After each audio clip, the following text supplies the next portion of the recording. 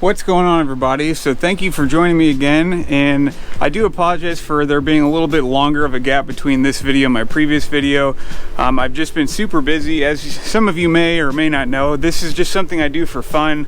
My main job is a stay-at-home dad, and recently I started a part-time job that I've been really excited about and I'm very fortunate to be a part of. So I've been spending a lot of my time working on those things when I'm not taking care of my family. So I haven't been able to get out in the lawn and make videos.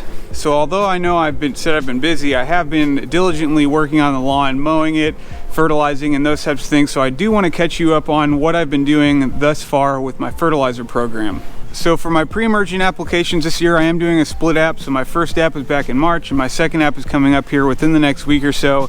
My first fertilizer application was, I put down, I don't know, 3/4 pounds of nitrogen. That was back in April, I believe.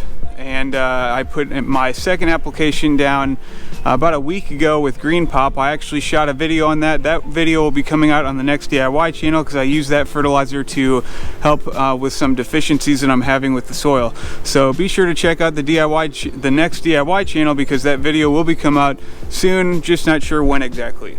And in addition to my fertilizer applications, I have been putting monthly applications down on the lawn of the biostimulants. So now to get into the topic for today's video, I wanted to show you kind of what I'm noticing in the lawn after I apply fertilizers, because I'm just not getting the color response and consistent color response across the lawn. The best way I can describe it is it just looks splotchy. It doesn't look striped. It's not like it's a bad fertilizer application or an uneven fertilizer application. It just looks, like I said, the only word I can think of is splotchy. It's kind of green in areas, light green in areas, green in area, light green in areas, and I know that can be partially due to some different grass types. I know that my grass is actually kind of a salad bar. It's a mix of fescue, Kentucky bluegrass, and perennial rye. That's what my previous lawn was as well, but I was still able to get a somewhat consistent green across the whole lawn, and I hope the camera will kind of show it what I'm talking about. I'm not sure if it will, but I'm going to try to do my best to show you. So when I'm looking at my camera, it does look like you might be able to see kind of what I'm talking about. See how it's kind of light green in here, it's dark here, light green, dark, light green, dark, and then there's some more over here, dark, light green. And then if we go over to the side portion of my lawn over here, not sure if you'll see this, but right in here, I'm getting the same things. This is just another area. It's actually kind of splotchy all throughout this, but this is the area you can kind of notice it and see it the most. So I hope the camera was able to pick that up and show you guys. Again, the best I can say is it's just splotchy. I know you can probably take a drink for every time I say that in this video because I've said it quite a bit. Because some people may think, oh, well, it's a bad fertilizer application, you didn't spread it evenly, and I know I got the fertilizer applications down evenly. What I actually think is going on is deeper at soil level, so let's go take a look. So in early spring, after winter, when the lawn was coming out of dormancy, I noticed there was a lot of kind of dead material at the very base of the grass, just above the thatch layer, and I wasn't sure what was going on. I wasn't sure, if that was just going to go away or not, because my previous lawn didn't have that. So again, I'm not sure if you'll be able to see this, but down in here, you can see there's just a bunch of dead material. And certain spots of the lawn are worse than others. This is just a bad area of the lawn that I wanted to show you guys. I did want to mention, I hope you guys don't take this as me complaining about this lawn, because by no means am I complaining about it. This lawn is in excellent condition. Just some small things I noticed like this that need to be taken care of to help make it even healthier going forward.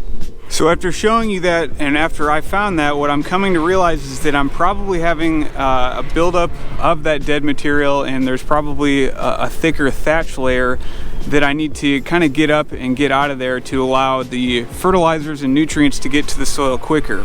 Because my thought process here is if there's a lot of dead material built up just above the soil, then that fertilizer and that nutrients can't really get down to the soil fast enough, and that fertilizer or nutrients can kind of run off and it doesn't get evenly applied to the soil.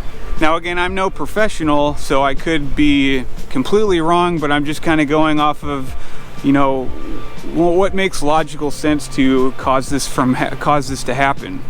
So one of the things that I'm going to be doing this summer is I'm going to be applying dethatch at its highest label rate to help kind of chew up some of that dead material and return it back down into the soil. Now, dethatch is not intended to be a curative. It's not intended to really eat that much material up, but I think it can help eat up some of that material before I get to fall or late summer, when I'm actually going to run a dethatch machine throughout the entire lawn to bring up some more of that material.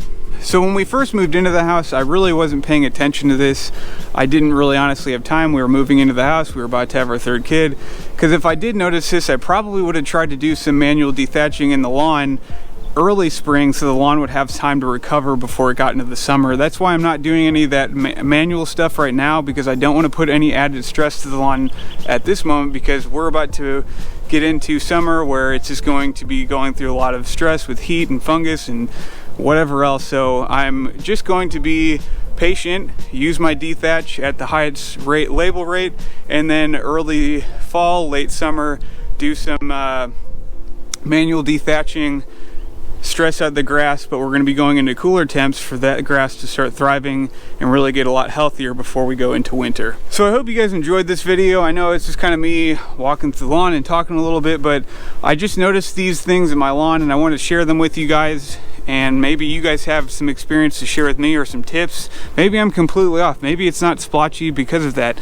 I don't know, but I just thought I'd share this with you guys, because based on what I've kind of thought about and talked to people, they were kind of saying, yeah, that can contribute to some of that splotchiness in the lawn. So I hope you guys learned something from this. If you guys have anything to teach me or comments, please leave those in the comment section below. Please be sure to subscribe, like this video if you like my content. And as always, I'm Ben the Lawn Guardian. I'll see you in the next video.